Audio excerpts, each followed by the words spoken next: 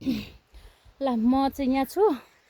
अब बुहारी चाहिँ माथि पुगिसकेको छिन्, हेर्न सक्नुहुन्छ। अब यस्तो उकालो चढ्दै चढ्दै चढ्दै माथि पुगिसकिन्। अब हामी त्यहाँ जाने कसरी?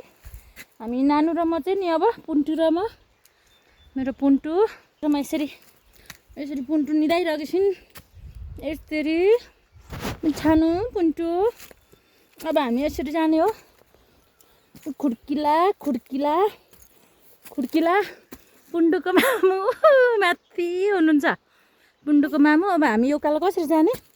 सानो पुन्टु यत्रो घोनाघोर जङ्गलबाट हामी नानीलाई सुई हानेर जाँदैछौँ। नानी 2 महिनाको भइन्, 2टै तिग्रामा सुई हानेको छ। अब लगभग हामी आधी बाटो भयो। गाडी बाटोमा जाँदा पनि अब पानी परेको अवस्था, मौसम यस्तो छ, हेर्न सक्नुहुन्छ बाटोको। अब उकालो यहाँ सानो चौतारा छ।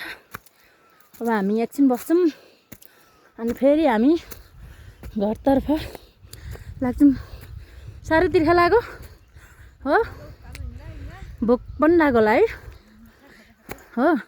खाजा चाहिँ के खायौँ आज हामीले? रेड बुल र चाउचाउ अगायौ त्यति भए हो। लगाइस हामी बिच बाटामा आइपुग्यौँ। बस्ने चौतारी मेरो भारी बुहारीको भारीमा छ। खाँदा खाँदा पानी लुगा नानीको। अब एकछिन बस्नु मलाई है। कहाँ बस्नु होला? अलिक राम्रो ढुङ्गा बानो सफा। ल पुन्टु बुबु खाएको छैन अब पुन्टीले आज सुत्दिने हो यत्तिकै। यस्तो आनन्द छ यसलाई। आँखा खोल पुन्टु, आँखा खोल। नखाने बुबु? आमा बुबु नखाने? कति आनन्द भएको छ पुन्टुलाई आज। बोकेर हिँडेर पनि होला। अलिक तातो ठाउँमा औल औल जस्तो छ। घरमा चाहिँ पुरै लेक छ। अब हामी यहाँबाट उँभो जाँदाखेरि एकदम लेक, पानी पर्न लाग्छ।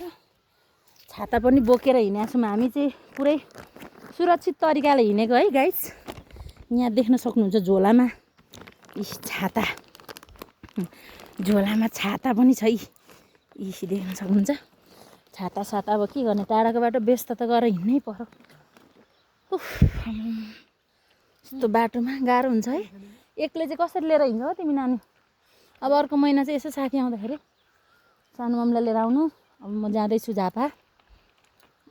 नानीलाई कसरी लिएर जाने हो, केयर गरेर राम्रोसँगले नानीको आफ्नो है।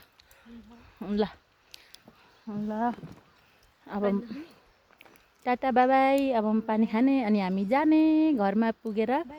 By by guys.